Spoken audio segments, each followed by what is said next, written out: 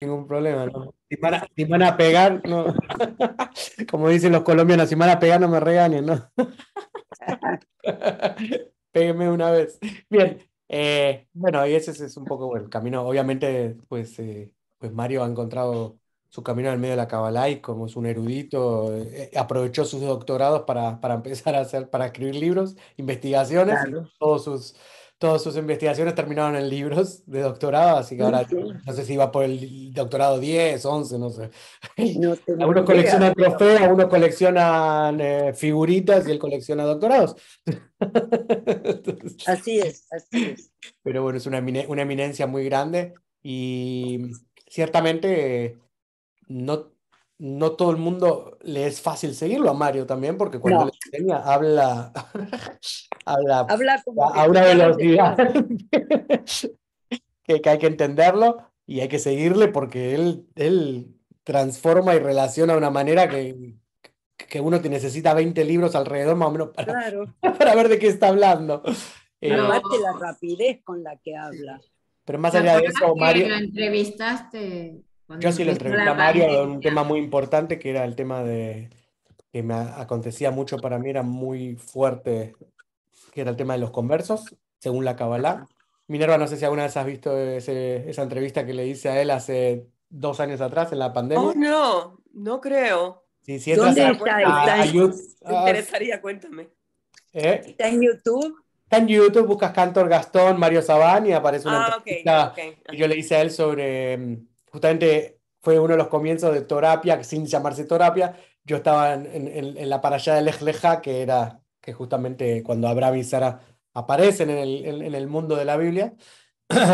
Y, y justo en ese momento le habían hecho una crítica muy grande a un cabalista, también un maestro de Kabbalah que lo criticaban porque sus faciales no parece judío según los Ashkenazí, no parece rubio ojos celestes.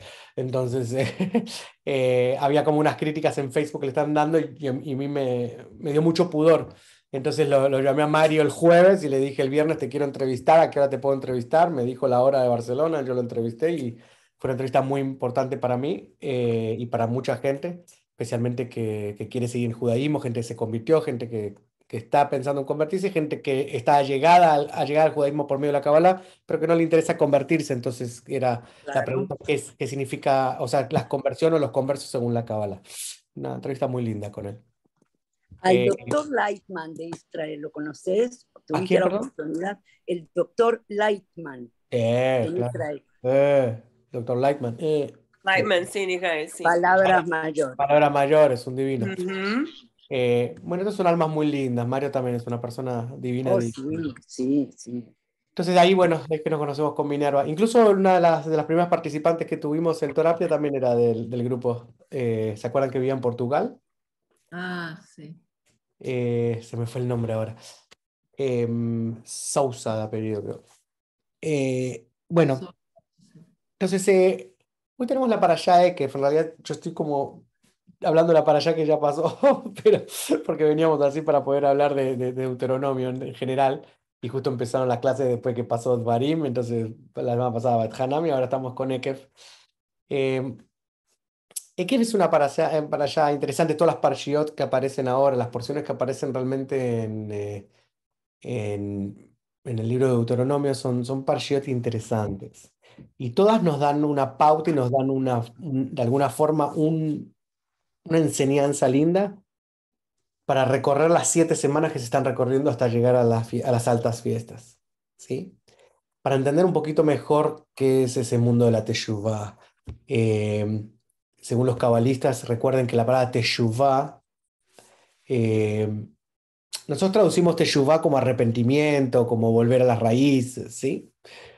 En la Kabbalah generalmente se describe la Teshuvah, o al rabino Isaac Luria le gustaba dividirlo como Tashuv Hei, de volver a la Hei, ¿sí? Si recuerdan,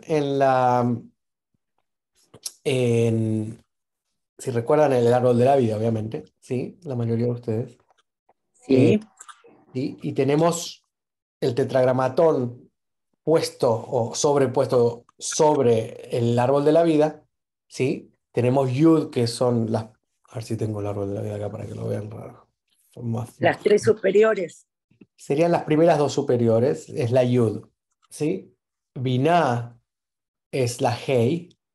Todos Seirampin, que son Gesed, ¿sí? Gesed Geburat, etcétera. Sí, sí. Todas esas, las 6 de Seirampin, son específicamente la Vav, ¿sí? Por eso cuando hablábamos de la Vav cortada en la parashá de Pinja, ¿se acuerdan? Que habíamos hablado de que se relacionaba mucho con estas 6 emanaciones, con estas 6 sefirot. Y Malhut viene a ser la otra Hei. Entonces, Yud, Hei, Vav, Hei, ¿sí? Entonces, cuando decimos Tashuf, Hei, volver a la Hei, no estamos hablando de la Hei de Malhut, sino estamos hablando de volver a la Hei de Binah. Entonces, cuando los cabalistas reflexionan sobre la idea de Teshuvah, ¿sí? O sea, de este, entre comillas, arrepentimiento, de este momento de pedir perdón, de arrepentirse, de volver a las raíces, al camino de Dios, lo que está tratando de decir es volver a esa Hei. ¿Qué es la Hei entre Binah y Malhut? ¿Sí? En palabras simples, para no irnos tan profundamente cabalísticamente, es como la versión 1.2 de lo que vivimos hoy día. O sea, si yo hoy Gastón, el Malhut, o sea, en esta superficie, ¿sí? En este mundo de Asia, donde estamos ahora, en el mundo de, o sea, el que vivimos, en esta superficie de materialización, yo soy Gastón 1.0, esa es mi versión del software, ¿sí? Volver al Hey es como potencializar a este Gastón, al menos 10 veces más, 100 veces más. Es mi versión potencializada, ¿sí? Y de alguna forma, para poder volver a esa Hey, para poder Tashuf Hey, ¿sí? Necesitamos obviamente un trabajo importante. Sin duda, hay gente que lo puede hacer pasando por todos los canales de seguir Ampin hasta poder llegar a Binah de vuelta, o sea, de abajo hacia arriba, pero hay gente que puede hacerlo en meditación volviendo, yendo directamente de Malhut hasta Binah, ¿sí? O sea, como de este globito de acá al globito de acá, ¿ok? La sefirá de aquí a la sefirá de acá. ¿Cómo se logra eso? Incluso en meditaciones, generalmente se hace, el mismo trabajo ese se realiza el mismo día de Rosh Hashanah, mientras se toca el shofar. El shofar que nos gusta a todos escucharlo, que es hermoso. Sí. Cada toque de shofar tiene una meditación y tiene un propósito. La cantidad de veces que se toca tiene una meditación, tiene un propósito, ¿sí? Entonces, este no es el tema de hoy específicamente, pero más o menos para darles una idea, cuando lleguemos a Rosh Hashanah, con gusto hacemos una clase, una pre-Rosh Hashanah, para que cuando lleguen a Rosh Hashanah puedan tener las meditaciones puestas. Entonces, estén en la sinagoga donde estén y estén con las meditaciones. Mientras todos los demás están ahí como escuchando y haciendo nada, ustedes van a estar por lo menos con meditaciones y haciendo un trabajo espiritual místico. Entonces, las Parshiot nos están dando de alguna forma y nos dan pautas y nos dan algunas, una idea de qué cosas tenemos que ir trabajando, ¿sí? Nada que no sepamos de antes, solo que como se nos está recordando, es bueno entrar y recordar son esas cosas. Y no solo verlo desde el punto de vista humano normal, psicológicamente normal, sino también poder verlo y elevarlo de alguna forma para poder ver la profundidad que puede llegar a tener en una 3D, en una versión más mística también, de cómo es ese trabajo para poder llegar a Rosh Hashanah con una conciencia más elevada. ¿Sí? ¿Vamos bien hasta ahí? Uh-huh. Isabel, qué lindo tenerte de vuelta. Bien. Entonces, ¿Cuál? ¿La Romay? la Romay que está acá. Escondida. Déjeme un segundo, porque me estoy muriendo de calor. No sé si es mi menopausia o es el aire acondicionado. Déjeme ver. No, andropausia. Hoy hacía un calor. Hoy estuvo bravo. Sí. Bueno, en Ibiza más de 40 grados. Terrible. Es mi mujer que subió el aire acondicionado, obviamente. Ella no tiene menos. Yo le puse 72 y ahora está en 75, así que alguien le puso la mano a eso. Claro, claro. Bien. Muy bien. Entonces, nos tenemos algunas cositas muy, muy lindas para comentar hoy. Esta para allá. La primera está relacionada, y déjeme que voy a compartir pantalla. Eh, no, no es esta pantalla que quería compartir. Así que, ups. Ajá, otra pantalla. No. Hola Isa, Hola. te extraño. Esta es. ¿Qué están viendo en este momento en la pantalla? Cantor Gastón Mire. Bologne, 12, si Nunca tan alcanzo solo a leer lo que escuchan dice estas ese. leyes, si tan solo escuchan estas leyes, salvaguardándolas y ¿Eso es lo que están cumpliendo. viendo?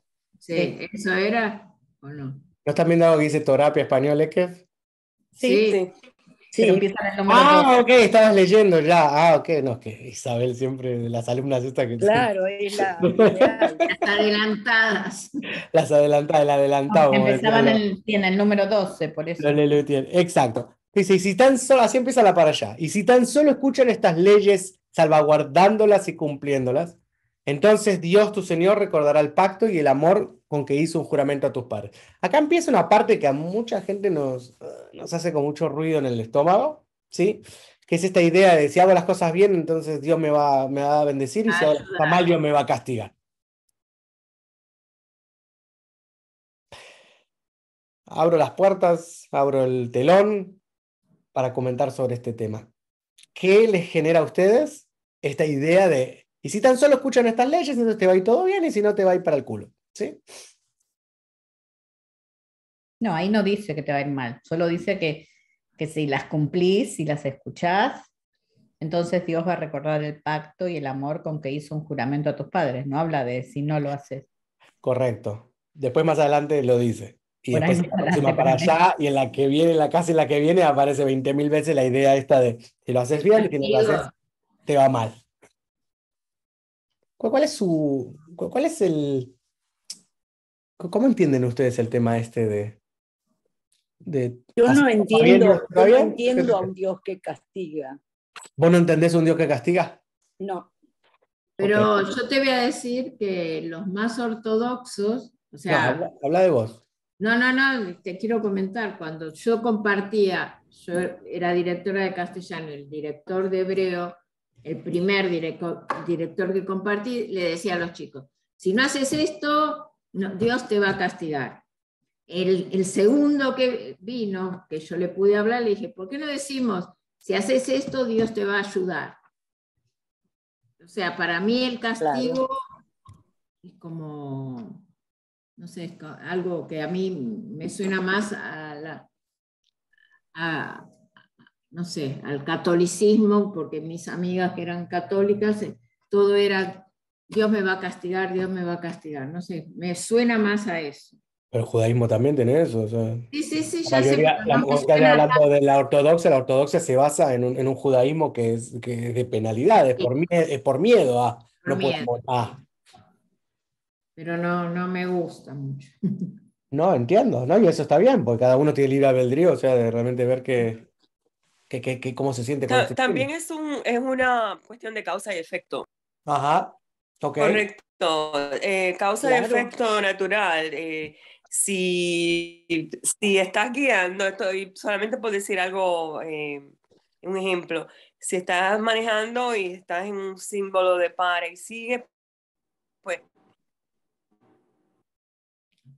Estamos perdiendo toda la señal, Minerva. Se está perdiendo como sabes la que señal. puede tener un accidente, pero si paras, te va a ir bien. Entonces, como decir un tipo de puesto sobre esas leyes también. Bien. Te Como perdimos una un momentito, pero alerta. entendimos que diste un ejemplo de que causa consecuencia, o sea, causa efecto. En el sentido de decir, Causa-efecto, yo tengo un sí. semáforo y te avanzo y está el semáforo en rojo y me da un auto, pues sufro la consecuencia de haber pasado en rojo. ¿Sí? Lógico. Bien. Ok. ¿Quién más? ¿Alguien más tiene algo para decir? Gracias, Minerva. No, es como que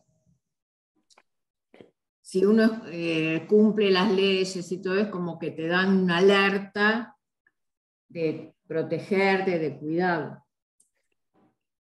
Sí, en esencia estamos, creo que la problemática creo que aparece acá para mucha gente es el nombre Dios. Claro. Porque lo demás realmente, si cambiamos el nombre Dios por nuestro nombre propio, Ajá. creo que es clarísimo. Yo tengo una mamá y un papá, digamos, ¿sí? Y me dicen que no meta los dedos en el enchufe. Y yo meto los dedos en el enchufe, como dice Minerva, pues me voy a tener que aguantar las consecuencias, ¿sí? De lo que eso significa. O sea que en realidad, o por lo menos del punto de vista más, digamos, más místico, más musariano de alguna forma, y más humano, ¿sí? De entender esto es, yo, como siempre hablamos, yo soy el responsable de mi propia realidad. Yo escupo para arriba, para abajo me va a caer, ¿sí? Si Pero yo esto no cumplo... nota que está escrito, que no lo dijo Dios, porque dice entonces Dios tu Señor. No Sí, dice lo que pasa es que recuerden que Moshe está recordando lo que Dios ya dijo. Estos son los discursos Claro. de Moshe, ¿sí? En el libro de Ok. Deuteronomio, donde él habla medio en tercera persona sobre Dios para recordarles a ellos qué es lo que Dios dijo en otros versículos y otros capítulos Anteriormente. y otros de los libros pasados, ¿sí? Entonces, claro, pero la idea es esa. Realmente nosotros somos responsables por lo que cumplimos y lo que no cumplimos, ¿sí? Si nosotros nosotros no cumplimos con la ley, pues sí, algo va a pasar. Acá no es Dios o no Dios castigándonos o bendeciéndonos. Nosotros podemos bendecir nuestras propias vidas, ¿sí? Sin la ecuación de tener a Dios ahí. O realmente, yendo un poco más avanzado, o sea, más profundo en eso. ¿Alguien dijo algo? Te vas. Se enojó Isabel, se fue. No, No, el marido le habló, me parece. no. Entonces,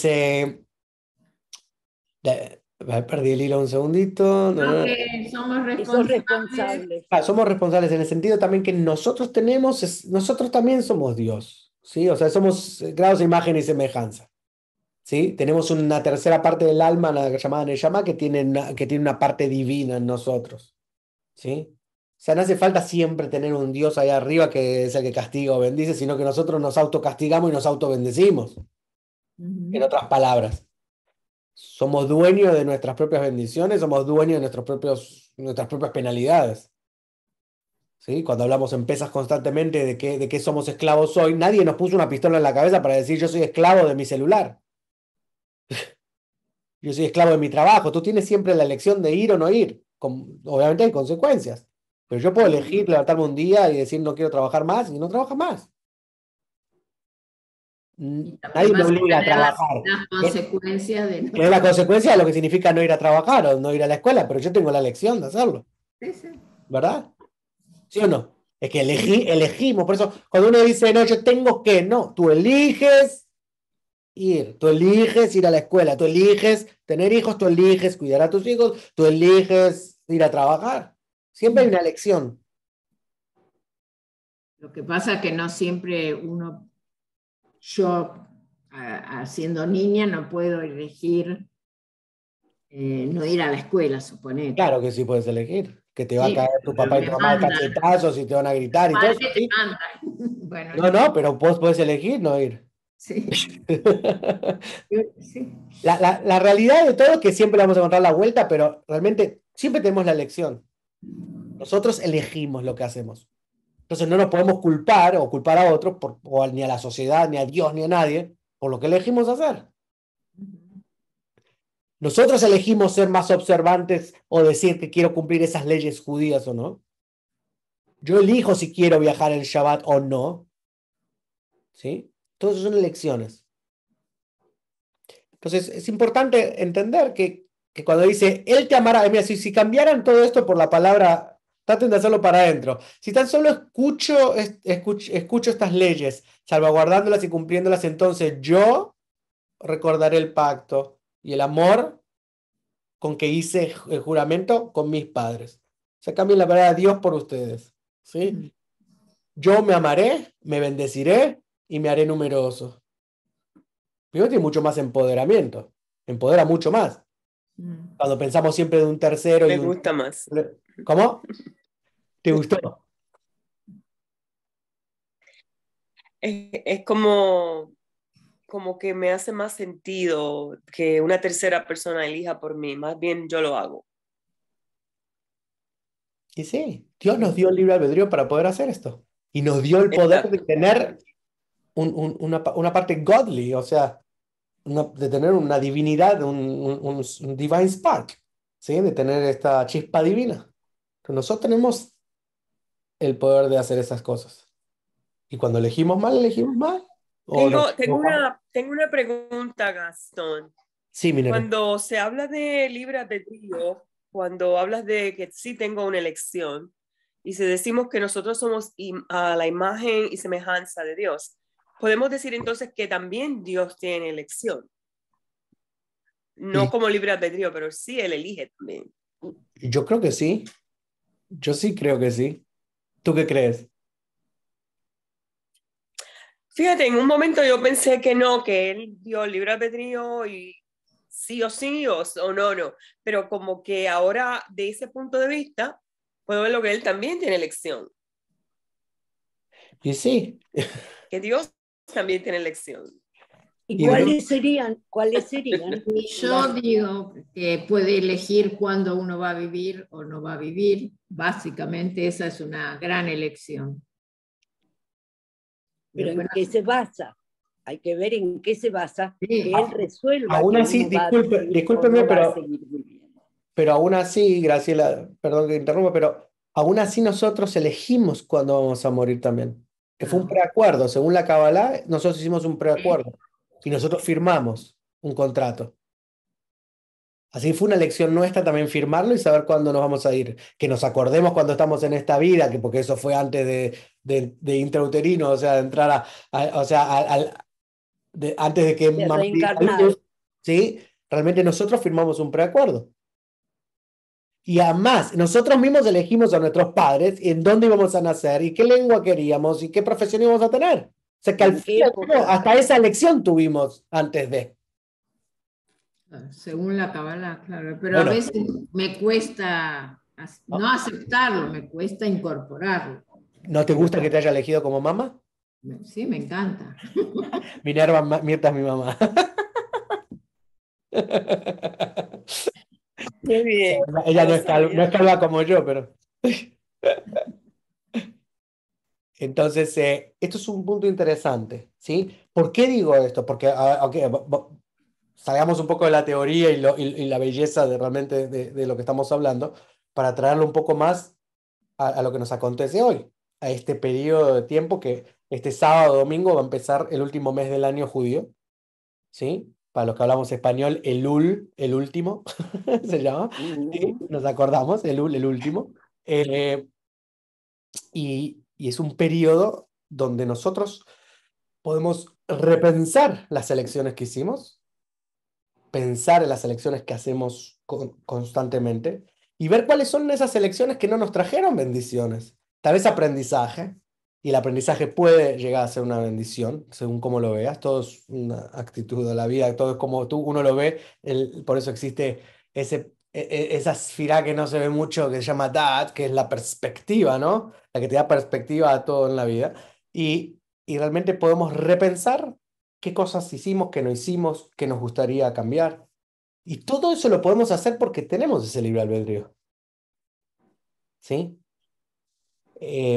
Entonces, miremos este tema y ahora quiero leer una cosa justamente del rabino Berg sobre el tema del si escuchas. Y acá hay una cosa importante porque está también el tema de la escucha, cuando dice, si tan solo escuchan estas leyes, ¿no? Si obedecieran a estas leyes y les escucharan.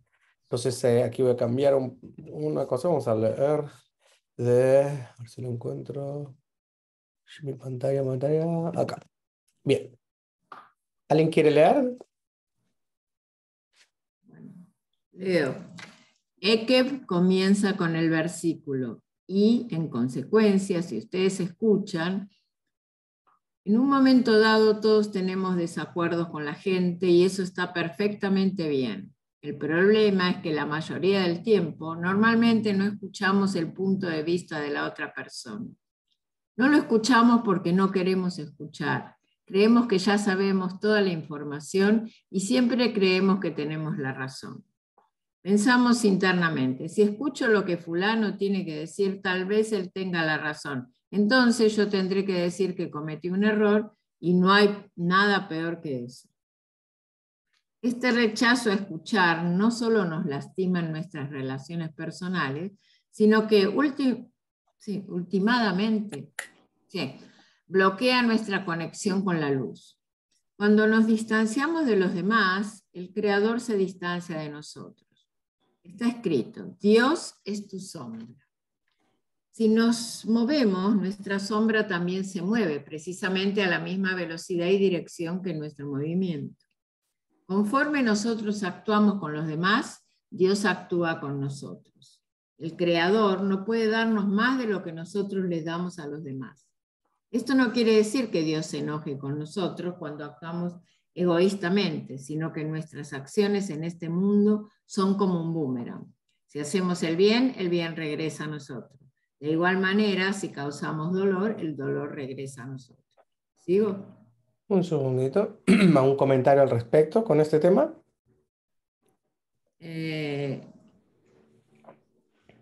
A veces la gente no quiere dar la razón a otros por... o sea, prefiere... Habla de vos. Sí, no, porque yo... A mí Porque vos siempre le das la razón a todo el mundo. No, habla de vos. Yo no le doy la razón a todo el mundo. No, porque escuché una vez un libro que decía que a veces cuesta dar la razón porque tiene que ver con un ego. Que prevalece el ego en vez de darle la razón al otro. Pero sí es cierto que cuando alguien nos habla, nosotros ya estamos pensando en la respuesta, en qué vamos a decir. No estamos prestando atención a lo que dicen, ¿eh? A veces, casi siempre. Correcto, sí. Pensando qué vamos a decir nosotros. O esto ya lo sé, ya lo escuché, no escuchamos como el otro, el punto de vista del otro. Es que acá ya sé también algo muy interesante que fue aprendido también en nuestra crianza y en nuestra crianza humana. Entonces yo tendré que decir que cometí un error y no hay nada peor que eso. Ahí, esa está buena. Claro. Ahí es donde yace todo el problema de poder escuchar o no poder escuchar, dar la razón o no dar la razón. El hecho de cometer un error, ¿sí? Es lo peor que te puede pasar según hemos sido criados en esta tierra humana. Cometer Pero error es es un problema. la única manera que podemos aprender algo. Seguro. Sin duda. Aún así, se nos enseña a defendernos de... ¿Por qué cuando empieza la Torá misma empiezan a acusarse unos a los otros de quién fue el que comió la manzanita, si fuera la manzanita realmente la fruta prohibida o el árbol del conocimiento? ¿Sí? Más allá de ese no es el tema de hoy. ¿Pero por qué el dedito constantemente? Porque no quiero admitir que cometí un error. Cometer un error ya nos enseña la Biblia, desde el principio obviamente que fue lo que, o sea, la Biblia fue el peso más pesado, ¿verdad?, de nuestra crianza social, especialmente en el mundo occidental, ¿sí? Y cometer un error es un problema. Caín mata a Abel y comete un error. Y el otro, ¿dónde está tu hermano? No sé de qué me estás hablando. ¿Sí? Claro. Cada vez que hay un error. La culpa y todo eso. Exactamente. Entonces el tema lo hablamos de las primeras clases de terapia por allá en noviembre y diciembre, es el tema de la responsabilidad. Y como dice Graciela, cometer un error es lo mejor que te puede pasar, es la única forma de aprender. Sin embargo, nos defendemos y nos defendemos y nos defendemos, y me incluyo 20.000 veces, ¿sí? Y quedamos en el mismo lugar. Error. Quedamos en el mismo lugar. Que al no aprender quedamos siempre en el mismo lugar. Obviamente quedamos en el mismo lugar. Quedamos peor, porque miren lo que dice acá. Miren lo que la segunda parte, que es lo que dice. Ahora la parte más mística de esto y lo más espiritual. El rechazo de escuchar no solo nos lastima nuestras relaciones personales. Obviamente podemos estar en discusión 80.000 veces. No fui yo, no, que esto no. Y nos excusamos. Somos magos de la manipulación de las excusas. ¿Sí? Magos. O sea, podemos estar 100 años y discutiendo y cómo evadir el error y justificándonos, sino que últimamente, ¿sí?, bloquea nuestra conexión con la luz. O sea, Ahí está el pecado más grande. Y pone más y más más capas a la cebolla. Es un problema muy grande. O sea, olvídense de la discusión, del cometer error, de decirlo, no sé, aceptarlo, no aceptarlo. Estás haciendo lo peor que puedes hacer en esta vida, espiritualmente hablando, que es desconectarte de la luz. Claro. ¿Y qué es la luz? Pues es como decir, yo por discutir ya no tengo más wifi. O sea, me jodí yo solo. Porque no tengo cómo comunicarme ahora con nada, no tengo conexión con el router, no tengo conexión con la fuente. Entonces, cada vez que yo no acepto mi responsabilidad, cada vez que yo, o sea, aparte justifico, porque cada vez que justificas en realidad es como decir, se la cagó, se la cagó, se la cagó, se la cagó. Entonces lo de arriba, lo de abajo, lo del costado y lo de todos lados, ¿sí? Te ponen rayitas ya de cuántas veces trataste de justificarte hasta que dicen, ¿y cuándo va a ser que este tipo va a aceptar su error? ¿Sí? Y pasa y pasa y pasa el tiempo. Entonces dice, cuando nos distanciamos de los demás, el creador se distancia de nosotros. Es casi es una ecuación, es una regla, es una fórmula. Incluso en esta misma parashá dice, de la forma que tú tratas a tus hijos, Dios te trata a vos. Que es más o menos la misma idea, ¿sí? O sea, como vos te comportás con tu semejante, pues papá más o menos o mamá, ¿sí? Se comporta medio con vos. Vos te alejás de tus semejantes al discutir, Dios se aleja un poco de vos también. Y esta parte que dice Dios es tu sombra es, o sea, basada obviamente en el Salmo 121, ¿sí? Si nos movemos, nuestra sombra también se mueve precisamente a la misma velocidad y dirección que nuestro movimiento. Conforme nosotros actuamos con los demás, Dios actúa con nosotros. La sombra te sigue, ¿sí? El creador no puede darnos más que lo que nosotros damos a nosotros. La sombra es una es tu sombra, ¿verdad? Una imagen muy buena. Es espectacular. Por eso la traje. Esto no quiere decir que Dios se enoje con nosotros cuando actuamos egoístamente, sino que nuestras acciones en este mundo son como un boomerang. O sea, claramente otra vez te está diciendo, Dios no te está inventando nada ni te está cayendo encima. Vos te la estás ganando solo. Tú te lo ganas solo. Lo único que hace Dios es dar luz y constantemente dar luz. Está en nosotros hacer el lugar para recibirla o la circunstancia. Esto es muy parecido a lo que hablamos siempre de mirar a Dios como un GPS. Dios te da un destino y te dice, cuando llegues yo con los brazos abiertos acá estoy. Hasta ese momento es tu decisión si querés ir por lo que el GPS te dice o estás rerouting, porque pensás que sabes el camino mejor. Y no van a decir que nos ha pasado a todos de irnos por el camino que nosotros creemos que es correcto y después rerouting, y después tardás más tiempo y después te metiste en un embotellamiento, en tránsito, no sé qué cosas, porque obviamente el satélite puede ver más de lo que ves vos. Claro. Y eso es lo que nos pasa muchas veces, que tenemos esta visión túnel, ¿sí? Como dicen en inglés, y tenemos a alguien que está con un drone desde el balcón, mirando con mucho más ojos y mucho más fácil mirar todo el capítulo de lo que está pasando abajo. Nosotros conocemos el capítulo que vivimos hoy, pero hay alguien más que sabe los capítulos que van a seguir del libro. Entonces nos quejamos, nos enfrentamos y nos enojamos hacia gente, hacia situaciones, pensando que lo único que vemos es esto. Sin embargo, te lo ponen esos desafíos para que sigas para adelante. ¿Sí? Entonces, perdona, ¿cómo se llama la para allá que me olvidé? Ekef. Ekef en realidad significa talón. Talón, así es. Y ahorita justamente con el tema del talón, les voy a traer este pedacito de la sinopsis de Ekef. ¿Sí? Para otra persona, Isabel o Graciela o Minerva, alguien que quiera leer. Sí, la palabra Ekef para leer, querido. ¿Perdón? Bueno. Por eso no leo. La palabra Ekef significa talón. Los cabalistas nos dicen que todas las almas que reencarnaron en nuestra generación actual provienen del cuerpo de Adán. Las partes del cuerpo de Adán que faltan por corregir en nuestra generación son sus talones y sus pies. Los talones y los pies de Adán son la parte que están más conectadas con Malhut, nuestro mundo físico, en el cual habita el Satán. Y dado que todos provenimos de los pies de Adán, siempre tenemos este contacto con el Satán. Pero el Satán también sabe que cuando nos elevamos espiritualmente por encima de los pies, estamos fuera de su alcance. Por lo tanto, él pelea por tener el control de nosotros. Él sabe que si él pierde esta contienda, está perdido. Ya. ¿Entendieron? Sí, entendí, pero no sabía eso, de los pies y del talón.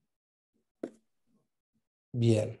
Entonces, de aquí este es el punto de vista cabalístico de por qué el nombre de Ekef, que significa talón. De ahí viene incluso la palabra Yaakov.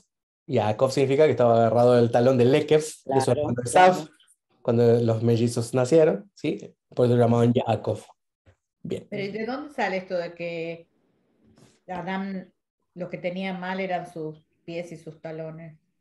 Bueno, eso son parte de los Midrashim, ¿sí? Que, o sea, cuando dice las partes del cuerpo de Adán que faltan por corregir en nuestra generación, sus talones y sus pies, ¿eso? Porque son las partes que más están conectadas con el Malhut. O sea, que si vos mirás a Adán, estamos hablando de Adam Kadmon, ¿sí? O sea, el Adán que se ve en ¿Adán qué? Kadmon. Recuerden que la idea detrás de todo el tema de cómo se hizo el mundo, ¿sí? Había un Adán. Ese Adán que nosotros conocemos como la historia de Adán, originalmente era como un Adán enorme, enorme, un gigantesco enorme que ocupaba todo el universo, todas las galaxias y todo el universo.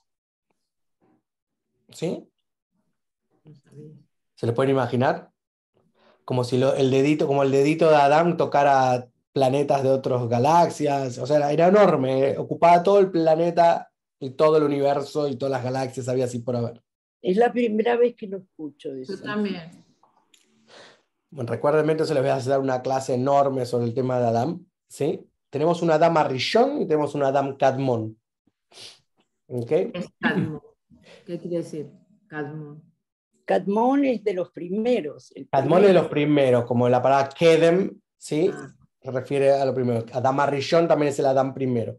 Entonces, no sé si os puedo explicar rapidito porque en realidad o sea, da para una clase entera o más, ¿sí? Pero hagan de cuenta que en realidad había un Adam enorme, ¿sí? Que era gigantesco y que cuando aparece este conocido pecado, o sea, de comer o de tratar de saber, de comer de este árbol del conocimiento, ¿sí? Este Adam explota de alguna forma.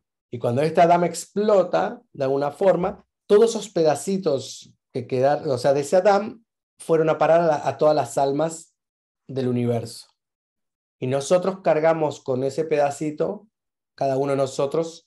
Por eso siempre cuando se habla de que somos parte de un rompecabezas, somos todos partes de este primer Adán, ¿sí? Entonces, cuando dicen que si yo te pego un cachetazo, en realidad me estoy pegando un cachetazo a mí, y cuando yo te estoy empujando, me estoy empujando a mí, es una forma de decir que en realidad todos somos uno. Y la idea principal es que lleguemos a un punto donde el universo, la humanidad, pueda de alguna forma, ¿sí? Amarse suficiente, salirse del rechazo para poder amar y unificar al punto de que podamos juntar este rompecabezas de vuelta y ser todos juntos un Adam, ¿sí? Recuerden también de alguna forma que Adam en español le decimos Adán, ¿sí? Que significa ADN.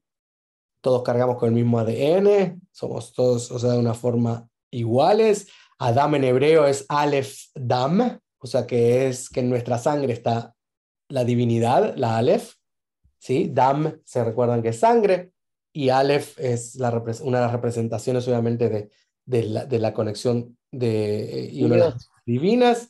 Entonces, de alguna forma, la relación que tiene también la palabra Adam en hebreo es que en la sangre está Dios. En toda sangre de nosotros hay una divinidad y es la misma, ¿sí? De ese creador. Llámelo Dios, llámelo como quieran, ¿sí? Pero ese creador universal. Pero eso de los pies y del talón, es que esos pedacitos quedaron, no sé, no quedaron bien. Pues esto es lo que dice específicamente, o sea, la Kabbalah en sí, ¿sí? O sea, como dice ahí, ¿ves? Si vamos a leerlo de vuelta ahora entendiendo un poquito más. Los cabalistas nos dicen que todas las almas que reencarnaron en nuestra generación actual provienen del cuerpo de Adán. Ahora entendieron la idea. Este Adán como que explotó. Esa Explotó. explosión, ¿sí? Que se la llama Tzimtzum, o sea, en la Kabbalah, o lo que en la ciencia lo llama el Big Bang, ¿sí? Sí. O sea, explosión, ¿sí? En la Kabbalah se entiende que era este pedazo de gigante, ¿sí? Mm. Explota y se revienta en muchas partes, ¿sí? Y esas almas fueron a parar. Y las almas no solamente fueron a parar a seres humanos, sino que también fueron a parar a minerales, y fueron a parar también a animales, y fueron a parar también a árboles, ¿sí? O sea, todo lo que está, esta mesa que tengo yo acá también contiene un alma, ¿ok? Entonces, según Isaac Luria, o sea, en la Cábala luriana, todo contiene alma. Hay diferencias también de opiniones con respecto a la Cábala de ese tema. Entonces, las partes del cuerpo de Adán que faltan por corregir en nuestra generación son los talones de sus pies. En nuestra generación significa lo siguiente. Según nosotros estamos ahora llegando en el hebreo al año 6000, ¿verdad? Ajá. Bien. Pero si lo entendemos desde el punto de vista de que estamos llegando casi al año 6000, quiere decir cuando lleguemos al año 6000 vamos a entrar realmente, pues desde el 0 al 1000, del 1000 al 200, ya va a haber pasado 6 milenios. Ujú. Cada milenio es un año mesiánico, según el judaísmo, el misticismo también. ¿Sí? Cuando lleguemos al año 6000, que decir, vamos a estar empezando el año 7 mesiánico, digamos, que es el año sabático, donde se dice y se cree, y es la creencia, de que va a venir el Mesías o el mundo mesiánico, ya sea una persona, ya sea una conciencia, una era de conciencia mesiánica, ¿sí? Ujú. Entonces, si vamos desde que empezamos desde Keter, o sea, del Keter, de la corona de este Adán, y empezamos ¿cómo se llama? A corregir, corregimos, y ahora estamos casi llegando al final, ¿sí? de la milenia o del sexto año del mesiánico, entonces estamos más cerca de los talones y los pies, ¿verdad? Pero Claro. en otras generaciones entonces era otra parte. En otra generación seguramente era otra parte. Pero Ekev seguía escribiendo, seguía existiendo la parasha Ekev. Claro, pero este está relacionado porque este libro, este comentario específicamente del rabino Berg y Brownwayne está escrito para esta generación, en el 1900-2000, ¿sí? Pero lo que vos decís tiene mucho, claro, tal vez hace 500 años atrás si leíamos una sinopsis de Ekev seguramente nos decían este comentario, ¿sí? Estaba relacionado con otro lado. Sin embargo, es justo de mi parte ver si realmente Ekev siempre estuvo relacionado con el tema del talón y los pies de Adán, regardless, no me acuerdo esa palabra en español, ¿sí? A pesar de que estemos igual en esta era donde va a venir el séptimo año mesiánico, ¿sí? Porque de alguna forma también, porque la segunda parte, cuando dice los talones y los pies de Adán son las partes que están más conectadas con Malhut, nuestro mundo físico en el cual habita el Satán. Entonces, realmente lo que se podría llegar a entender desde otro punto de vista, ahora me está llegando esto, ¿sí? es realmente la idea de que el Malhut, o sea, el mundo de Malhut siempre ha sido el mundo para corregir. Claro, el mundo ¿Sí? dual. O sea, es el mundo dual, es el mundo de Malhut, es el mundo donde ya se materializan las cosas, y cuando no se materializan, ¿por qué no se materializa? ¿Qué es lo que hay que corregir? Y siguiendo para adelante. Entonces, Malhut siempre fue Malhut, no importa en qué milenio. Entonces, siempre el mundo donde más hay que corregir es realmente el mundo donde estamos haciendo el tikkun. Claro. Cómo lo corregimos y cómo llegamos a eso, ya sea por meditaciones o entendamos mejor el árbol de la vida, para poder hacer correcciones. La corrección siempre se hace en este mundo. Por eso la gente, ¿sí? Cuando dice, muy lindo que vivas allá arriba, qué lindo que te vayas al Tíbet, qué lindo que vayas a la India, qué lindo que vayas a Jerusalén, Matzfat, y te la pases súper bien, y estés allá arriba todo el tiempo, pero la corrección, querido, es acá abajo.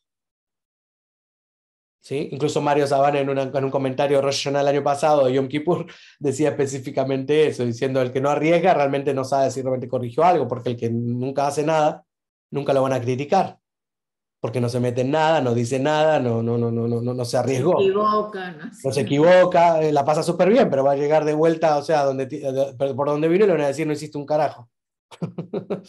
¿Sí?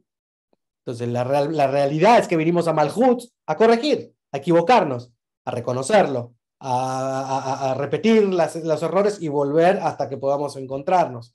Pero el mundo de Tikkun es acá, no es allá, ni acá arriba, ni en nosotros, ni los otros 4 mundos de la. No es ni en Atzilut, ni es en Briah, ni es en Yetzirah. Es acá en Asia, acá donde hacemos las cosas.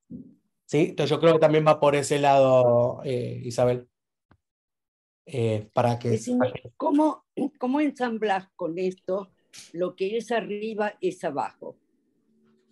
Y viceversa, ¿no? Todo lo que acontece aquí en Malhut, primero tuvo lugar en el ámbito espiritual. Correcto. ¿Cuál es la pregunta, Graciela?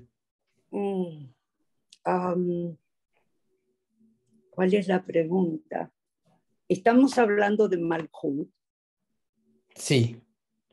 Y los tikkunim los tenemos que hacer acá.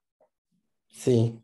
¿Por qué empezamos en el ámbito espiritual, suponte, con elecciones equivocadas, que después llevamos a cabo aquí en Malhut? Muy interesante tu pregunta. ¿Alguien quiere responder? ¿O tiene alguna idea?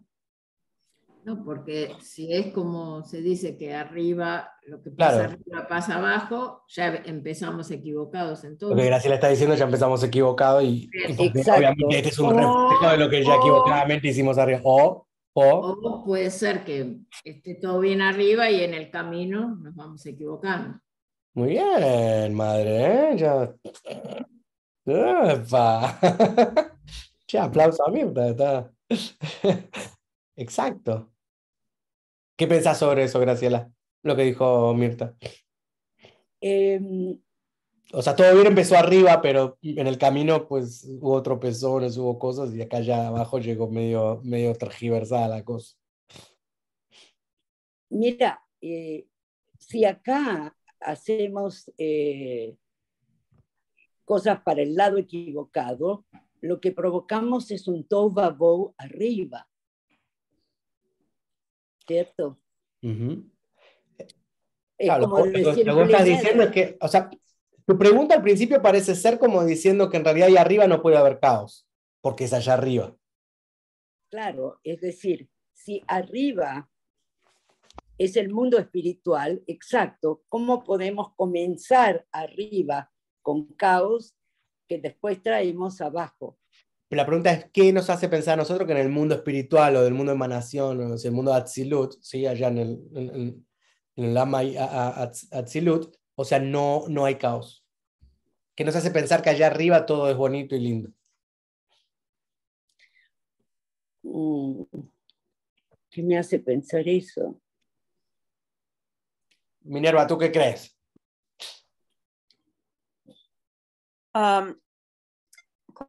¿Cómo yo percibo o cómo yo reconcilio como es arriba, es acá abajo? Yo creo que es cuestión también de una percepción y una cuestión de conciencia. Yo entiendo que las cosas son reales en el mundo espiritual y este es el mundo de la acción. Entonces, todo ocurre primero en el ámbito espiritual, en el mundo energético, en el mundo de los pensamientos. Entonces, de una manera u otra va a ser manifestada en el mundo de la acción.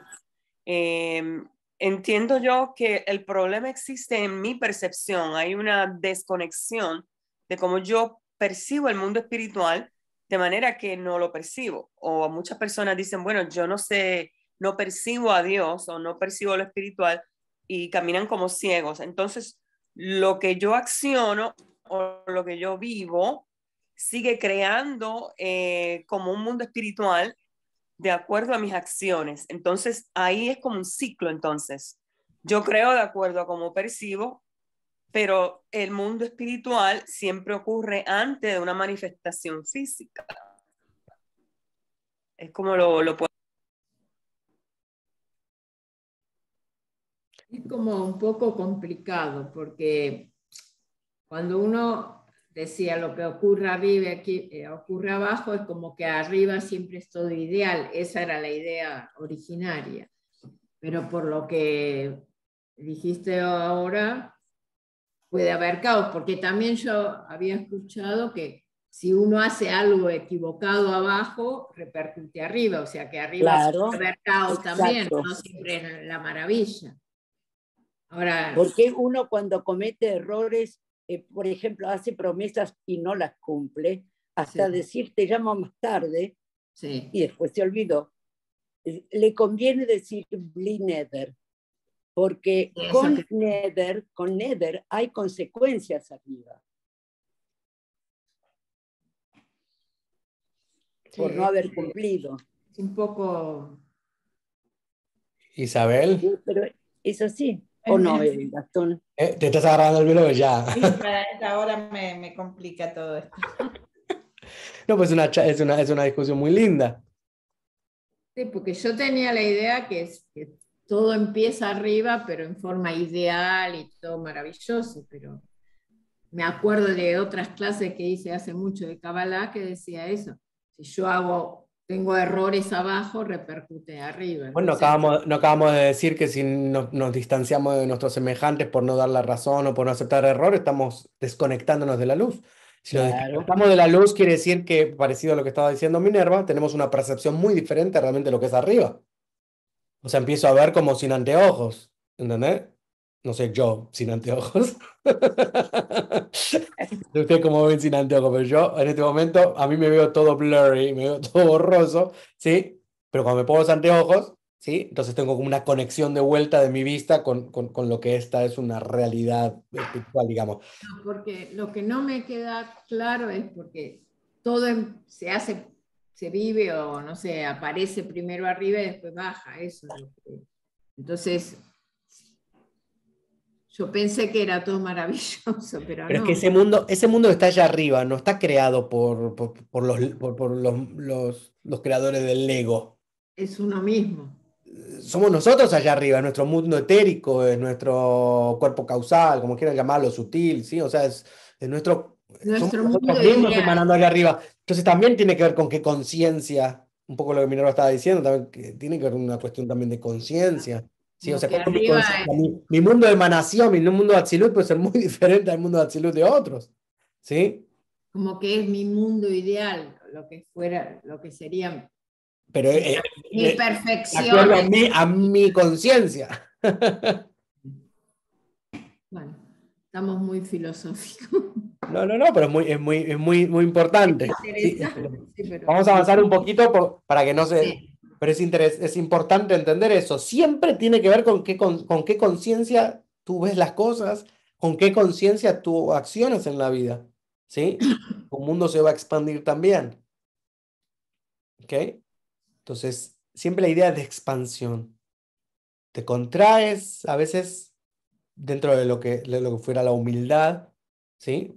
Pero esa contracción tiene que dar una expansión aún más grande. Y siempre la idea es poder expandirnos para que siempre pueda entrar más luz, más ideas, más conciencia, y cada vez entonces expansión, es como cuando dice, como era la teoría de la isla, ¿no? Esa de cada vez que aprendes algo te das cuenta que sabes menos y cada vez hay más cosas y cada vez sabes que te das cuenta que sabes menos. Entonces, digo que cada vez hay más y más y más y ensanchas realmente tu mundo y tu entendimiento y tu mundo y tu conciencia.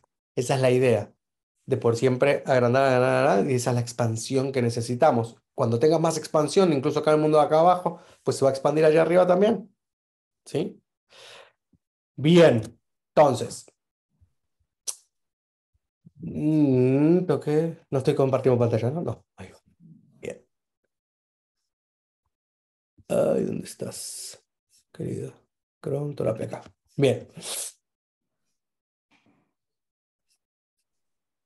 Hay un momento acá en la para allá donde dice, quiten las barreras de su corazón. En realidad la palabra dice, circunciden su corazón, mm, ¿sí? Y no sigan permaneciendo tan tercos. ¿Cómo entienden esto? Digamos que si traducimos en que no sea, quiten las barreras de su corazón, digamos. Eso es una interpretación, obviamente. La palabra dice, circunciden su corazón y no sigan permaneciendo tan tercos. ¿Cómo entienden eso?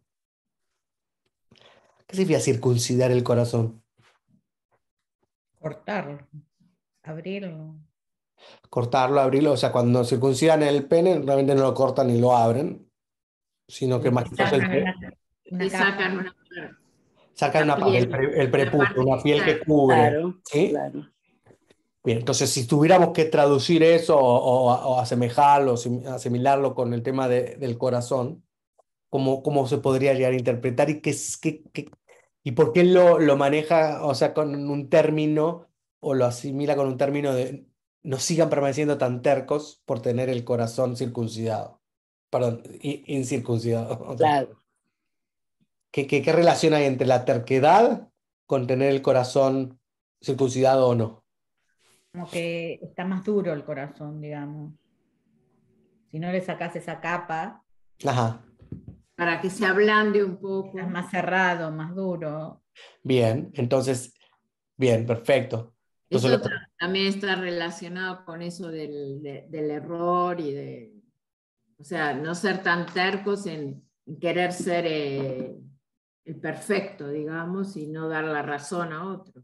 pues bien, Mirta, hoy estás, pero... uf. Bueno, me hizo No, no, bien. no, no, no, estás inspirada también. No, no, le estás dando bien al tema. Entonces, claro, tenemos circuncidado, tenemos el corazón que no está circuncidado, ¿sí? Viene una ley divina y dice, circuncídense su corazón. O sea, en otras palabras, a mí me gusta ponerlo como vulnerabilícense, ¿sí? Ujú. Sean vulnerables o déjate ser vulnerable, ábrete Sí, a escuchar, Isabel. ábrete a ver qué te dicen, ábrete a esas opiniones, ábrete a ver un mundo, ábrete a expandirte. O sea, el corazón representa muchas cosas, ¿sí?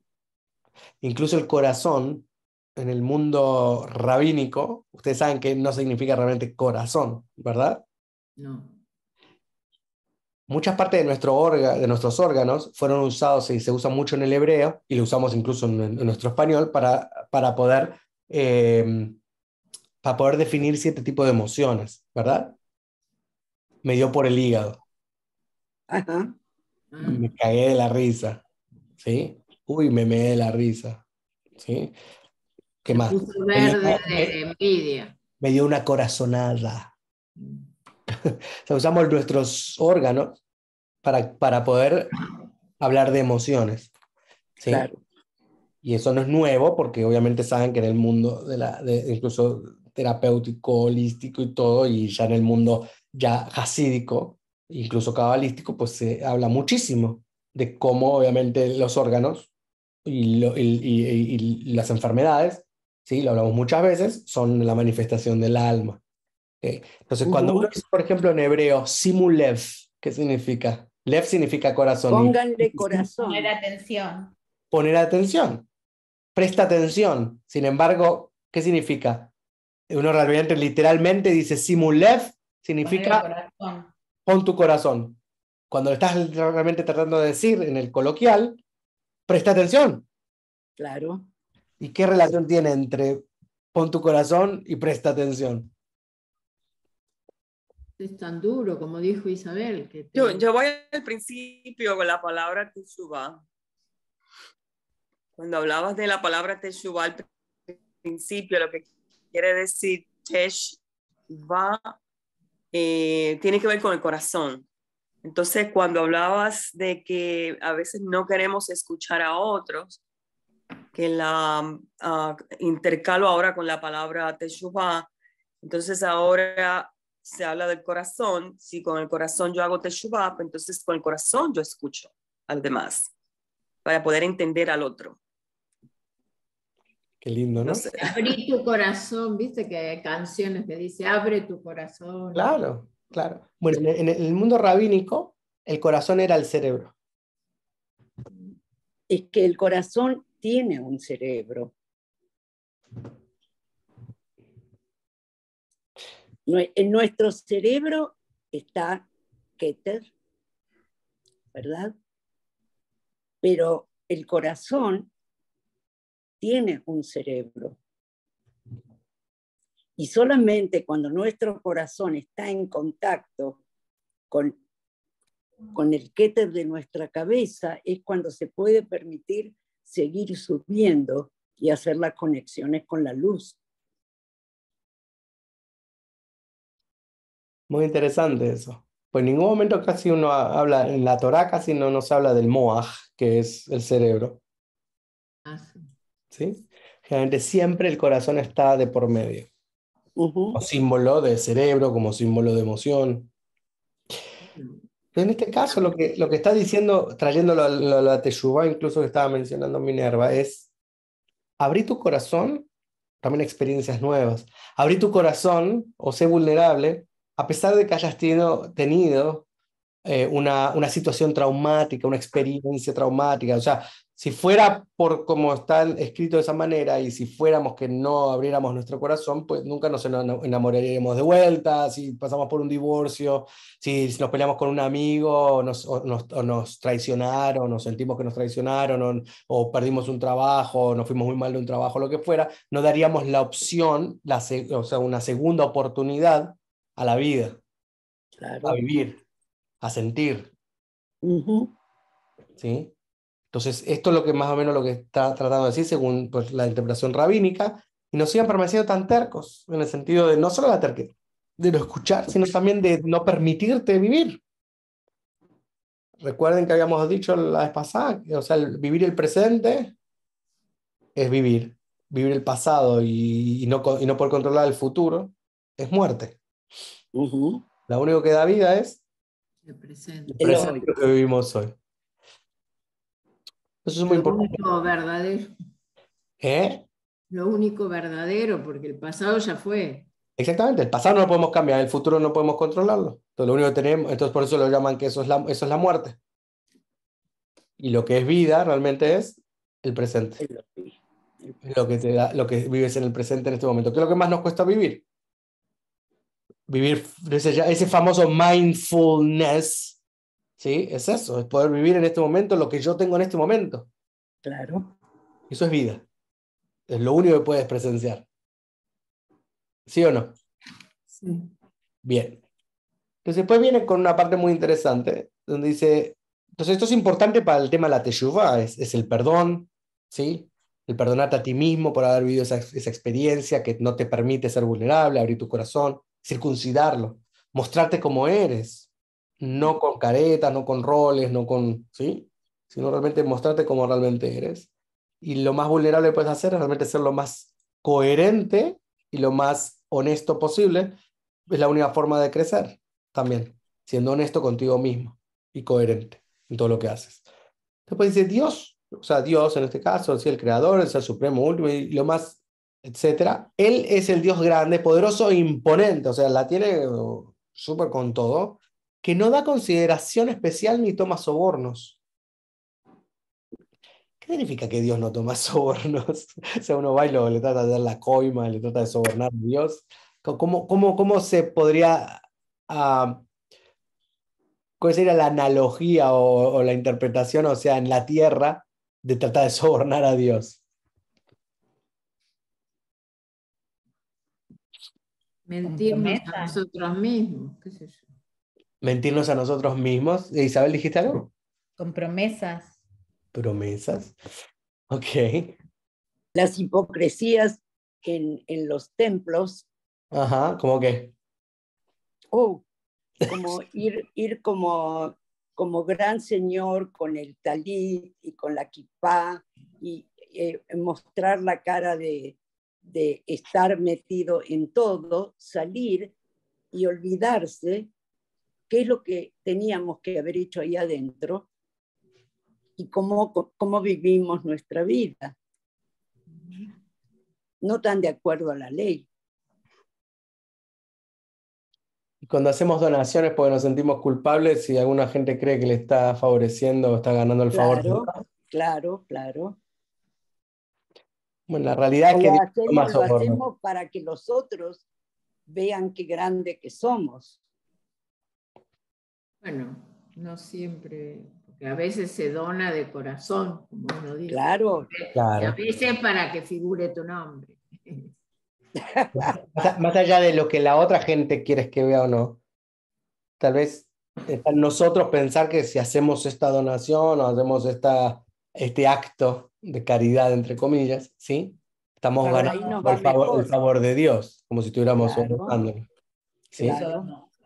Y muchas veces pasa que eso puede venir de una culpabilidad muy grande, Ujú. ¿sí? Y en este caso también dice que no da consideración especial, o sea, ni vos ni yo somos más especiales que el otro.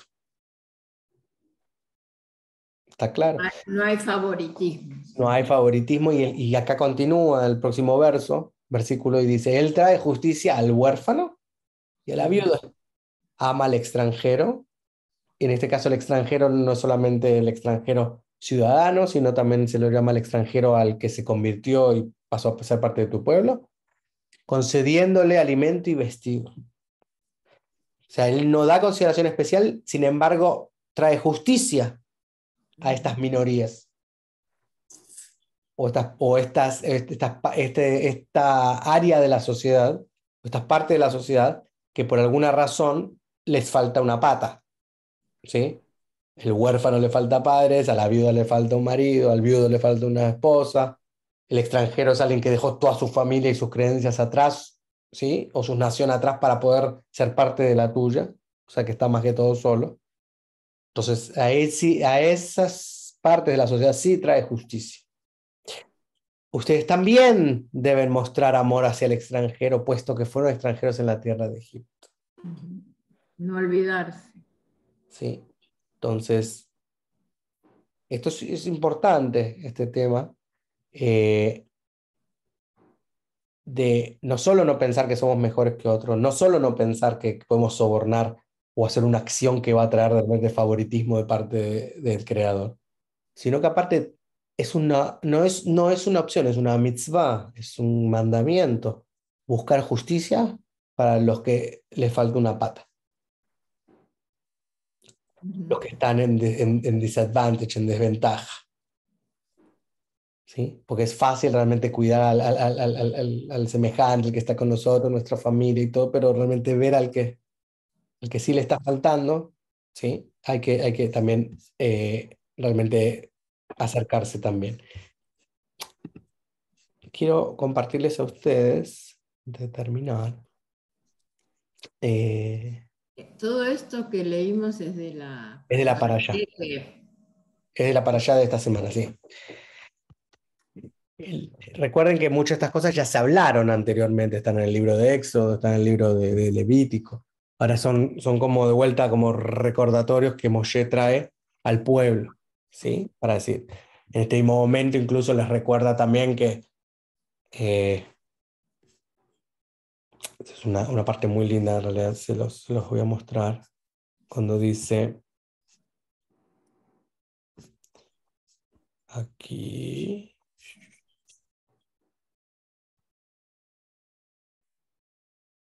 Esta parte que dice acá, dice, recuerda toda senda a lo largo de la cual Dios, Señor, te condujo estos 40 años en el desierto.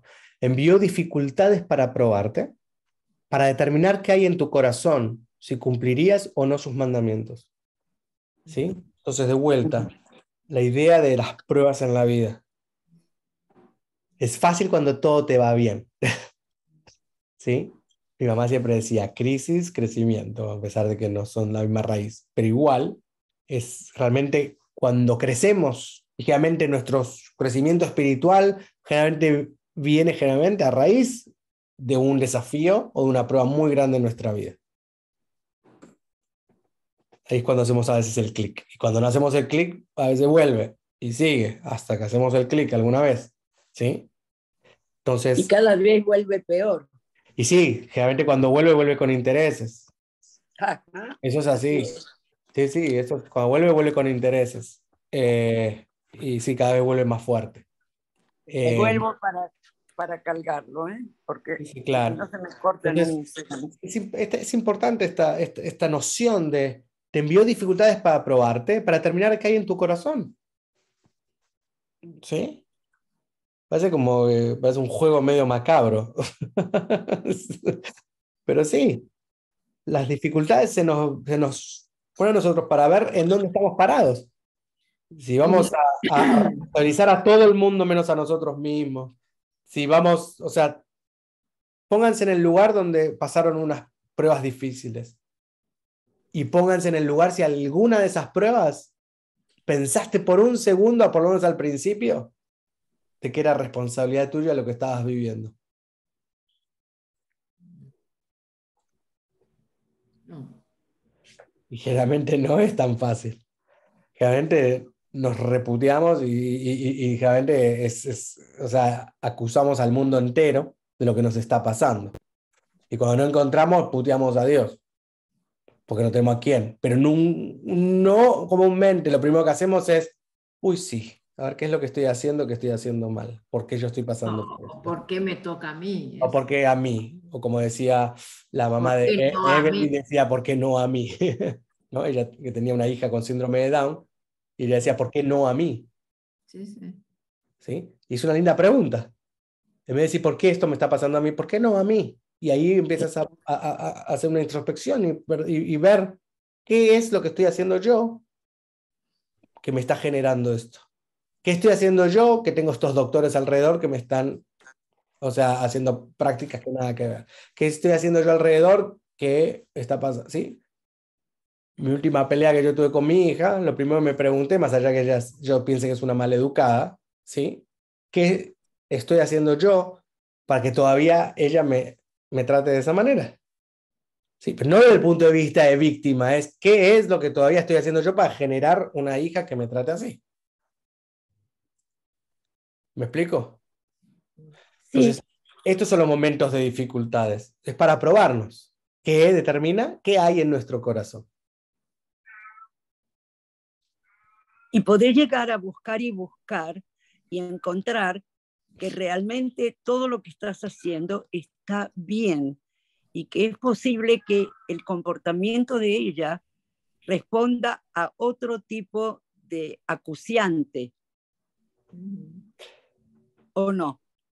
Puede ser. La verdad de las verdades es lo que yo encontré justamente en esta última búsqueda con respecto a ese tema que hablé de mi hija, es que muchas veces es difícil encontrarlo, por más que lo estés buscando, es difícil encontrarlo, porque dentro de nuestra alma y de nuestra vida que hemos vivido, tenemos lo que llaman, lo que llaman fragmentos del alma, ¿sí? O fractales del alma, que han quedado con traumas en algún momento de nuestras vidas y no están con nosotros. Digamos que tienes el alma así. En un momento de tu vida, este pedacito acá pasó un trauma y se quedó medio ahí colgado. Tú sigues creciendo, pero ese fractal está acá ahora. ¿Sí? ¿Se entiende más o menos gráficamente? Sí. Entonces, el fractal del alma está acá y quedó con un trauma en ese momento. Haya sido a tus 8 años, tus 7 años, lo que fuera. Y puede ser que la gente que está alrededor tuyo, como tus hijos, tus hermanos, padres, etcétera, te estén mostrando lo que este fractal todavía está sufriendo. Para llegar a eso, pues, necesita su ayuda o entender muy bien cómo funciona el crecimiento también del alma y este tema de las desfragmentaciones y las fractalidades del alma. ¿Sí? En este caso, cuando yo hice mi trabajo con una terapeuta holística, específicamente, cuando yo hablé de mi hija, le salió este fractal de acá, que era Gastón a los 11 años. ¿Sí? Pero mi hija lo que está mostrándome, o me estuvo mostrando hasta ahora, fue ese dolor mío, que yo lo tenía súper guardado en un fractal del alma, que quedó colgado en mi vida, para anunciarme constantemente, pero yo no lo pude descubrir hasta que realmente alguien me guió para poder descubrirlo. Entonces no siempre es tan fácil. Claro. Pero sí, cuando yo fui a preguntarle, le dije, ¿qué estoy haciendo yo que necesito cambiar? ¿Qué es lo que yo necesito corregir para que yo deje de tener en mi realidad una hija que me hable así? Claro. Eso fue clarísimo para mí. Más allá que en el mundo normal, cuando hablamos y uno ve las acciones, uno piensa que es una maleducada. ¿Sí? ¿Tuviste Lo que se está oportunidad, haciendo, perdón, si tuviste oportunidad de relacionarte con ella después de esa terapia que hiciste y ese descubrimiento? todavía no tanto. Todavía no tanto. Pero Pero sí, ¿por qué no tuve la oportunidad de preguntar de vuelta por ella un mes después de hacer el trabajo, y ya nos aparecía mi hija con ese fractal, si nos aparecía una niña de 5 años con una flor. Uh-huh. en la respuesta. Entiendo. Ya no es, porque cuando yo preguntaba por ella, en ese momento donde sí estaba ocasionándose lo que estaba ocasionando, la imagen que se aparecía era Gastón de 11 años. Ni siquiera ella se aparecía en persona, ni en personificación, ni en símbolo. Era la imagen de Gastón de 11 años. Claro. Y ahorita, cuando pregunté un mes después, se apareció la niña, hija mía, de 5 años, con una inocencia muy grande en esa época, donde no había tenido realmente traumas en su vida, y se apareció con una flor. Y esa flor específicamente es una flor de bushes australianos, o sea, perdón, unas flores australianas de la marca Bush, ¿sí? De las esencias Bush, que significa justamente la inocencia y la niñez. ¿Sí? Entonces ya apareció otra cosa. Entonces fue como muy importante. Entonces, cuando tenemos pruebas, y esto es parte de crecer, esto es parte de llegar a Rosh Hashanah con la camiseta bien puesta, ¿sí? No pasar desapercibido realmente las pruebas que tenemos, sino pasar desapercibido que las pruebas las generamos nosotros. O se nos ponen esas pruebas para realmente demostrarnos, saber qué tenemos en nuestro corazón, qué tan honestos podemos ser con nosotros mismos, de tener esa búsqueda propia, de elevarnos por encima de lo que pensamos que vemos, por elevarnos por encima del trauma, del dolor, ¿sí? Al fin y al cabo, todo este mes que va a venir ahora es un mes se llama Slichot, es el mes de Slichot, es el mes del perdón, de los perdones, ¿sí? Y el perdón más grande siempre es con nosotros mismos, ni siquiera tanto con el semejante ni con Dios.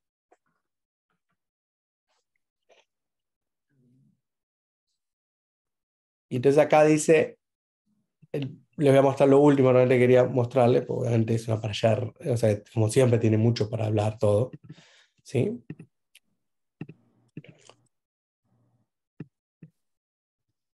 Esta es muy linda, ¿sí? Cuando dice que si haces los mandamientos y escuchas, ¿sí? Como empezamos la para allá, realmente te vas a ganar estas bendiciones. Entonces en esta parte dice, este versículo habla de las bendiciones que recibirá el pueblo cuando escuchen las ordenanzas del Creador y las cumplan.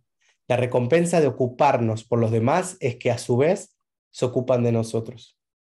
El cerebro es la central nerviosa del resto del cuerpo, pero este en sí no tiene dolor, no siente nada.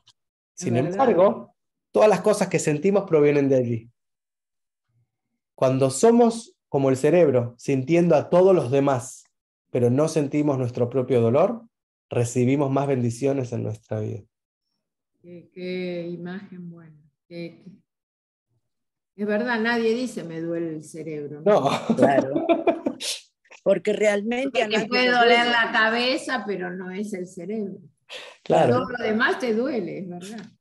Pero como dice ahí, sí, es muy cierto. Todas las cosas sentimos provienen del cerebro. Sin embargo, lo sentimos en otros lados. Entonces, la imagen esta es linda y es un ejercicio súper interesante ahora que el sábado, domingo empieza Jodesh Elul, empieza el mes de Elul. Tengamos esto en mente. Cuando somos como el cerebro sintiendo a todos los demás, que podemos sentir a los demás, ¿sí? Sin tener el dolor propio o sentirnos o jugar a la víctima, ¿sí? Porque muchas veces Dani nos cuenta el dolor de Ali y nosotros lo primero que hacemos es contarle el dolor nuestro. Es como que en realidad pensamos que a veces somos empáticos contando nuestro dolor, pero en realidad pareciera que no lo estamos escuchando, sino que le estamos tratando de dar con un ejemplo. Yo te entiendo porque yo también pasé por ahí, ¿no? Claro. Yo sé que en psicología, en terapia, lo primero que te dicen es jamás le cuentes el dolor, o sea, al paciente o al cliente de lo que te pasó a vos porque no le interesa escucharlo en ese momento. A veces sí puede suceder que para normalizar, lo que llaman normalizar en terapia, ¿sí? Puedes utilizarlo como para decirle que a este le pasó a ese también y lo que te está pasando no es que es menos, pero es normal, ¿sí? Normalizas. Que no es el único, no es el único que tiene un hijo de 16 años que quiere dejarse el pelo largo, ¿no? Mirá, te muestro fotos de mis amigas, ¿viste? Todas tienen hijos con muchachos de pelo largo. Entonces, pero generalmente la idea es sentir el dolor de otro, sentir, ser empáticos con otros sin necesidad de tener que sentir el dolor de uno propio. ¿Se entiende? Sí. Creo que sí. Ok. La idea siempre es poder generar más luz. A ver, yo que me mareo. La síntesis de esta para allá, entonces, ¿qué es? La Ya me síntesis, mareo. la para allá, como mencioné al principio, habla de varias cosas, ¿sí? En esta expansión se van a hablar de muchas, muchas cosas en general, y muy mezcladas y medio como ensalada rusa. Sí. Porque como cualquier persona, como Moshe, que casi tiene 120 años antes de morir, pues él dispara con lo que se le viene a la cabeza en ese momento, ¿sí? Él está haciendo catarsis de alguna forma, ¿sí? Pónganse en el lugar de Moshe. Está recordándole Está todas las cosas que hizo. recordando, ve, lo que le da bronca lo tira, lo que se acuerda que Dios dijo, lo menciona. Lo repite, En sí. este caso y en estas partes van a escuchar mucho sobre el tema si escucha. La palabra escuchar, la palabra corazón, la palabra amar está muy mencionada. Esto también lo mencionamos porque los, los investigadores y los comentaristas de la Biblia ya han dicho que el libro de Deuteronomio es un libro más posterior, lo hablamos la vez pasada, en el cual habla con un lenguaje como si fuera de otra época. No es un lenguaje muy de la Torah hablar de amor, de hablar de escuchar, hablar de todo esto. Entonces, hola, mi amor. ¿Eh? Con terapia. Ya casi estamos terminando. Eso es tuyo. Sí, todo. Ya casi termino. Entonces, en este caso es que nos viene a contar varias cosas, ¿sí? Una es, Moshe va recordando cosas que pasaron en el desierto, ¿sí? Entre ellas, obviamente, esto que decíamos, te puse pruebas durante 40 años. Entre las pruebas te puse incluso, te mandé maná. Maná es este alimento, esta nutrición que no, que sabe como tú quieres que sepa, ¿sí? O sea, no, pero era alimento, alimento para el alma. Sí. De paso te dice, y la vestidura que te di te duró 40 años, ni te la tuviste que cambiar, ni la tuviste que mandar a lavar, ni fuiste al lavarropa, nada, porque es una vestimenta que yo te di, que es una vestimenta espiritual. Y que cuando tu fe está puesta en el lugar correcto y tu fe no baja y no te pegas de la fe de 2 días, ¿sí? Ni la fe de 3 días, pero estás con fe de 40 años, de que la divinidad te acompaña, de que tú confías en ti mismo, ¿sí? Esa vestimenta no se te arruga, no se te arruina, no la tienes que cambiar. La vestimenta espiritual. Comenta también en la parashá de que la tierra de Israel no solo emana leche y miel, pero tiene aparte unos siete alimentos básicos que nunca se te van a acabar. Y ahí también explica mucho, y los veganos y la gente que está en el mundo también, de que estamos hablando de la quinta dimensión, habla mucho de que el problema más grande de las sociedades, la obesidad y las enfermedades y todo, nace a raíz de los alimentos que no vienen de la tierra. Claro. ¿Sí? Si comemos realmente lo que viene de la tierra y no fue procesado de nada y tú solamente tienes el sol, el agua y la tierra y comes de esos alimentos que salen realmente de la tierra, no te va a ir mal, porque tu cuerpo los conoce, tu organismo reconoce esos alimentos. En cuanto esos alimentos se clonaron, se procesaron, le metieron no sé qué, no sé qué lo otro, nuestro cuerpo no reconoce nada de eso. Por eso lo convierte en grasa. Cuando te metes un pedacito de chip de papa frita o como quieras llamarlo, ¿sí? O te metes un pedacito de cualquier comida de estas que no reconoce nada, el cuerpo mira así, escanea y dice, ¿qué es esto? ¿Dónde salió? ¿Viene de la tierra? No, viene del cielo, no viene de dónde viene, no sé qué es. Pum, lo transforma en grasa, ¿sí? Entonces, de alguna forma te está diciendo conscientemente, si te alimentas de lo que Dios creó y no se modificó, no se procesó, te va a ir bien, nunca te va a faltar comida. Y yo lo pruebo todo el día esto porque tengo una huerta y yo corto, ¿sí? O sea, corto las plantitas, la menta, lo que fuera que tengo, y si no lo como ese día y no lo consumo ese día, al otro día se me pudrió. Se me Claro. secó, se me resecó, se me pudrió. Y lo más gracioso de todo es que cuando voy afuera el otro día, ya creció de vuelta. Cuando el maná se daba cada día y la gente no lo creía, era eso. Es confiar. Entonces miren cómo está la fe enraigada en todo esto, en la comida, en el maná, en la vestimenta, ¿sí? Cuando te rodeas de fe y confías, ¿sí? Porque la fe es la emuná, pero la confianza, el trust, o sea, de que va a suceder, se llama bitajón, ¿sí? Que bitajón se le dice la seguridad, ¿no? También cuando tenemos seguridad los recintos. Se nos recuerda en esta para allá que el episodio de ir a subir a las 2 tablas por 40 días, 40 noches, bajar, ver el becerro de oro, romper las tablas, ir a armar las segundas, ¿sí? ¿Por qué se nos recuerda eso? Por varias cosas. Cuando uno rompe las tablas en esa época, en la ley mesopotámica, no significaba solamente el enojo de Moshe que fue y rompió las tablas porque vio el becerro de oro y que estaban construyendo, amando a otros ídolos, idolatrando, que es otra de las cosas que se nos enseñan. No idolatres el dinero, no idolatres la falta de paciencia, no idolatres el sujeto deportista o el que parece un influencer ahora en YouTube, porque son creencias falsas, ¿sí? Cree primero y principal en ti mismo y en la divinidad que tú tienes de ti mismo para poder conectarte con la luz. Ujú. Muy ¿Sí? bien. Me Y lo quedó más último es claro todo. cuando uno rompe las tablas, también significaba en la ley mesopotámica romper con un contrato. Y eso es muy importante para hacer teshuva. Por más que tengamos los 10 mandamientos acá pesados, no tienen por qué ser pesados. Nosotros podemos romper con esos 10 mandamientos y armar nuestros 10 mandamientos que sean más flexibles, ¿sí? Lo que nos apoya a nosotros para crecer. Generalmente cuando andamos pesados así, empezamos obviamente a despotricar y estamos mal, no podemos ni caminar bien, erguidos. Entonces cualquier persona que está al lado nuestro va a sentir ese peso en nosotros. Y nosotros ese peso lo vamos a tratar de tirar para todos lados como si fueran petardos. Entonces es importante esa lección de rompe contrato con las cosas que no te sirven, con esas programaciones, rompe contrato con lo que la sociedad te impone. Y sé más flexible, ármate tus nuevos 10 mandamientos, si es que los necesitas. O ten 30 y cámbialos cuando los necesites, ¿sí? De acuerdo a la situación. Muy Así bien. que, bueno, esas son muchas de las cosas de las enseñanzas de esta para allá, aparte de todas las cosas lindas que hablamos. Ya se está haciendo tarde, 8:30. Les deseo lo mejor Gracias.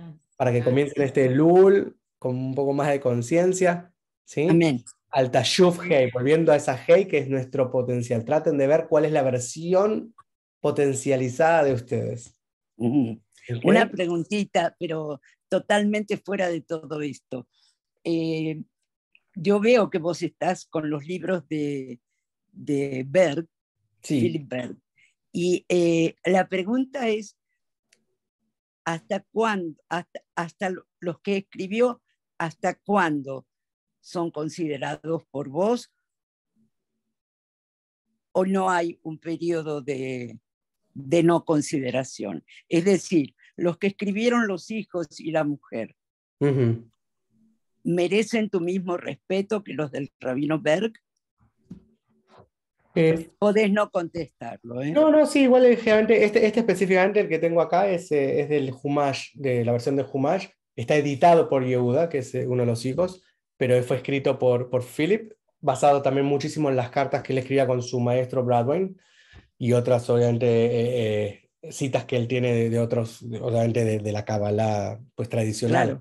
Claro. Y más que todo, esos son los comentarios de él. Y algunos son comentarios muy hermosos realmente, otros son comentarios directamente, que es una traducción literal del Zohar. Uh-huh. Y otras son historias muy lindas que él tiene, que trae a colación. A veces son historias hasídicas o historias que citan muy lindas. Entonces, ya en ese sentido, ya con eso trae consideraciones. Cuando lo traigo es porque a mí me llega, Claro, claro. siento que hay una enseñanza ahí donde podemos todos aprender, ¿sí? Seguro. Más allá de eso ya no tengo cómo juzgar. Señor.